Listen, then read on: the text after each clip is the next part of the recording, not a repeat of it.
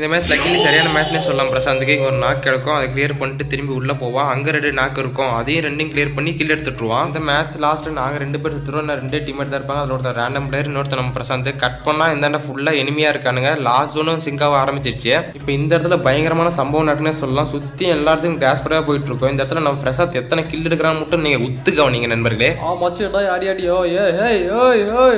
பார்த்துட்டா இங்கே ஒரு நாக்கு பயங்கரமான நாக் பண்ணிவிட்டாரு. இப்போ அங்கே ஒரு நாக்கு 2-3 நாக் பண்ணிட்டு இருக்காரு நண்பர்களே. பார்த்தீங்கன்னா பயங்கரமான ஸ்கில் உள்ள பிளேயரு. அதான் ஓசிக்கில் அடிக்கிறதுக்கு அங்கெல்லாம் 8 பட்டி ராசா படத்துல 8 ஸ்கோப் போட்டு பார்த்தவங்க யார் எங்க இருக்கான்னு தெரியும். பாருங்க அங்க ஒரு நாக்கு இருக்கு. மச்சி அடி அடி அடி அடி.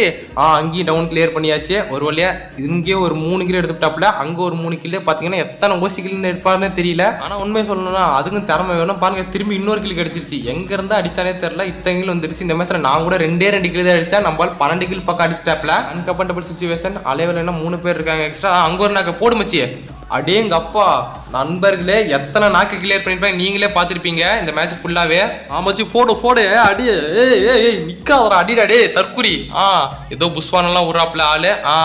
போடு போடு போடு போடு நண்பர்களே. லாஸ்ட்ல 1v1 சிச்சுவேஷன். இந்த இடத்துல என்ன இருக்கும் பார்த்தீங்கன்னா பெரிய ஆப்பா வச்சு விட்டுருவாரு. இந்த இடத்துல போயா கிடைங்க நாங்களும் கடைசி வரைக்கும் நினைச்சிட்டு இருப்போம். ஆனா கடைசியில் என்ன ஆகுதுன்னு நீங்களே மறக்காம அந்த வீடியோ பார்த்து தெரிஞ்சுங்க நண்பர்களே. சரி எகிரி எப்படியாவது போயாங்க கொடுத்தாரு அப்படின்னு நாங்கள் 3 பேர் வச்சுக்க நாங்கள் பார்த்துட்டு இருந்தோம். கடைசியில் என்னாச்சுன்னா முடிச்சு விட்டாங்க.